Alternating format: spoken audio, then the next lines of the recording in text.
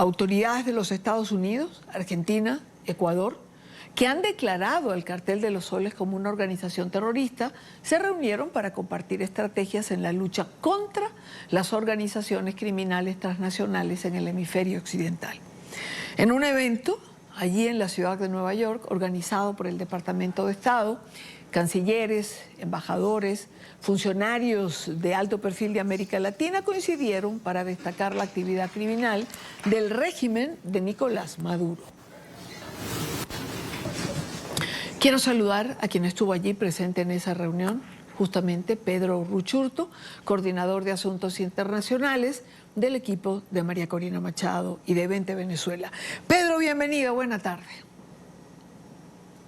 Gracias a ti, querida Dania, siempre es un gusto y además aprovechar de agradecer la cobertura que han hecho de todo lo que está pasando esta semana en Nueva York. Que ha sido importante. Y esto me da pie para comenzar justo, Pedro, preguntándote, Venezuela en boca de muchos, es decir, muchos de los mandatarios que desfilaron por ese podium allí en la Asamblea Anual de la ONU han tenido a Venezuela, digamos, dentro de su discurso. ¿Cobra o ha cobrado Venezuela o el régimen otra dimensión? Sin duda alguna, Idania, pero además no solamente ha cobrado otra dimensión en cuanto a la importancia del tema, sino cómo se está abordando este tema. Se asume que Venezuela es una situación que ya trasciende lo político, va más allá de lo ideológico y que tiene que ver concretamente con una situación criminal.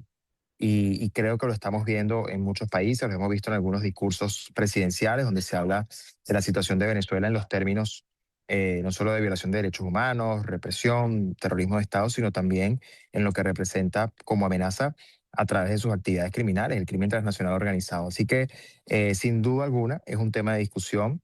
Creo que el propio hecho de que el presidente de los Estados Unidos, en su alocución inaugurando la Asamblea General, como se hace todos los años, haya hablado tan explícitamente de la amenaza que representa el régimen y lo que representa además Nicolás Maduro, con nombre y apellido, puso este tema sobre el tapete y lo convirtió ya de una vez en una discusión global nuevamente. Ahora, Pedro, dentro de esto que estás planteando, dentro de esa dimensión criminal que se le ha dado ahora al régimen, hablemos del evento del día de ayer. Fíjate, para mí fue un evento muy importante por lo menos tres razones. La primera, porque demuestra que lo que está haciendo Estados Unidos no solo es una tarea de Estados Unidos, sino que hay coordinación con muchos países latinoamericanos y europeos. Es decir, en efecto, el evento que se llamaba Desmantelando el Crimen Transnacional en el hemisferio occidental demuestra que es un esfuerzo del hemisferio occidental. Eso es lo primero. Lo segundo es que hay una clarísima caracterización de la amenaza que representa el régimen como promotor de esta dinámica del crimen transnacional. Es decir, la cabeza del Estado venezolano, que además es ilegítima políticamente, al mismo tiempo es quien lidera una estructura criminal que está causando efectos en todo el hemisferio. Y en tercer lugar, la idea de que van a seguir trabajando coordinadamente y tomando acciones coordinadamente en función de desmantelar esas y otras estructuras. Pero yo creo que es muy importante porque vimos la presencia de países de todo el hemisferio, incluso países que quizás en otro contexto no habíamos visto involucrándose en esta discusión, como por ejemplo España, pero además viendo que hay un claro entendimiento de que en Venezuela la estructura criminal que tiene secuestrado el país está siendo ya un problema que amenaza la seguridad de toda la región y de todo el hemisferio. Y yo creo que eso fue muy importante. Además, recordemos que hasta hace unos días, hasta hace unos meses, el año pasado, por ejemplo, en las Naciones Unidas, el evento que se hizo en paralelo era un evento con las actas y con la verdad de lo ocurrido el 28 de julio. El evento de ayer fue un evento con carteles de recompensa, es decir, estamos hablando de que ya es la mutación de no solamente lo que fue un fraude denunciado, sino ahora también de lo que es esta naturaleza criminal del régimen. ¿Y por qué es importante esto? Y perdón que me extienda aquí, querida Dania, porque al final de cuentas lo que estamos viendo es que el régimen el sábado, cuando le corresponde hablar, lo que va a hacer es hablar mentiras. Mientras que toda esta semana lo que se ha estado diciendo en la Asamblea General y en todos los espacios es la verdad de lo que ese régimen es, una estructura criminal. Y yo creo que eso es tremendamente significativo en esta Asamblea General, donde ya el régimen claramente no tiene margen de maniobra como en el pasado. Ahora, dentro de este concierto de voces que identifican y señalan al régimen de Nicolás Maduro como una organización criminal, cuando se habla, por ejemplo, de esas acciones combinadas, hay dos ausencias importantes y dos voces que hacen ruido. Lula y Petro, Brasil y Colombia. Así es. Bueno, yo creo que, a ver, Idani, estamos en un punto de la discusión sobre Venezuela que ya no admite puntos medios, ya no admite ingenuidad, ya ni siquiera admite neutralidad. Em, si partimos de que el asunto de Venezuela ya es un asunto de crimen versus justicia y de crimen versus seguridad, salir en la defensa hoy del régimen implica ponerse del lado del crimen y del lado de la complicidad con las actividades que ese régimen comete. Ya no hay punto medio. Y creo que esto es muy importante porque al final las consecuencias de lo que está haciendo el régimen también la están sufriendo Colombia y Brasil. La están sufriendo sus poblaciones. Es parte del mismo desafío que se vive en la región.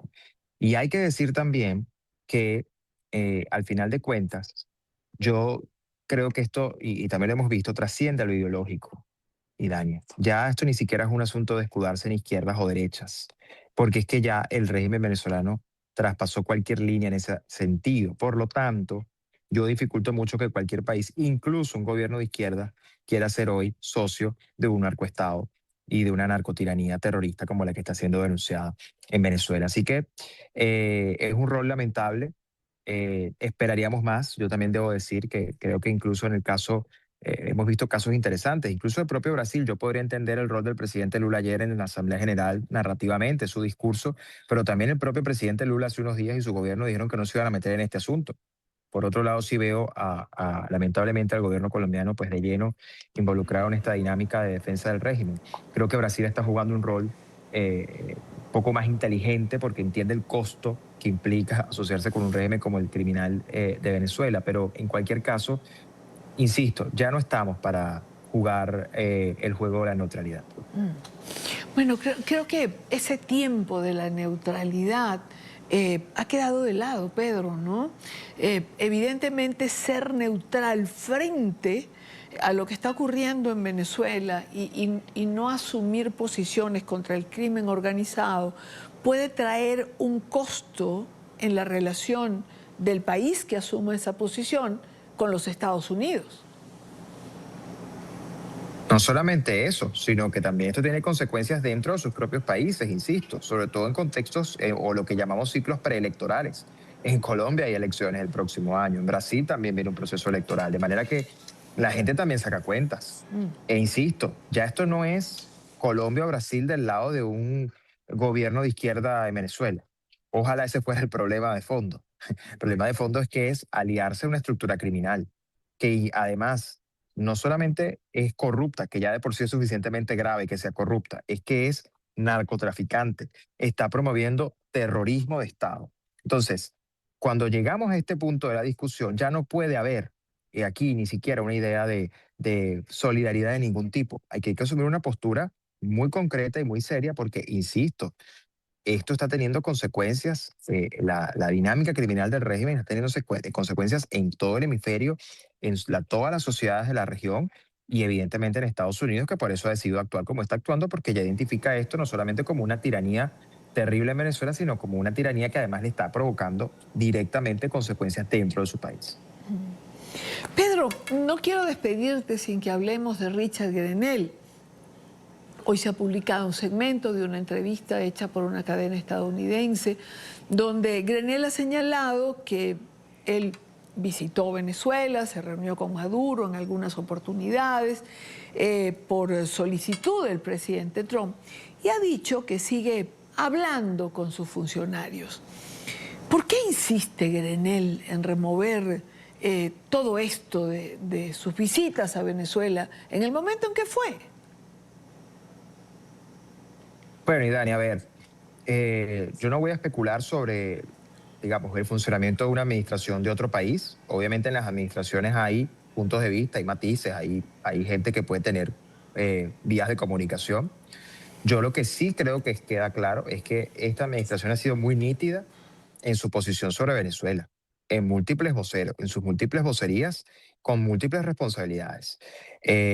Departamento de Estado, Departamento de Guerra y otra serie de agencias, Departamento del Tesoro, etcétera, etcétera. Es muy nítido.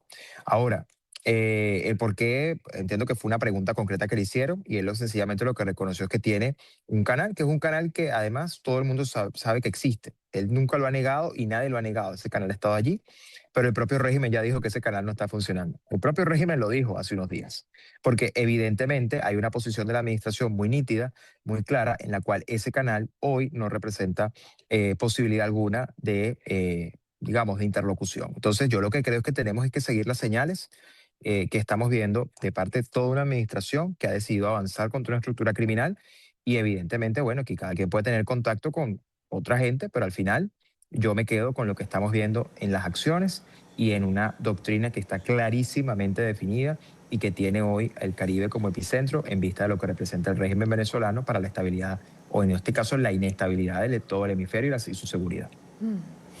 Quiero agradecer estos minutos a Pedro Urruchurtu, coordinador de Asuntos Internacionales de 20 Venezuela y del equipo de María Corina Machado. Gracias por estar con nosotros, Pedro. Gracias por hacer ese espacio. Gracias a ti, siempre el placer es mío y estamos en contacto. Seguro que sí. Un abrazo.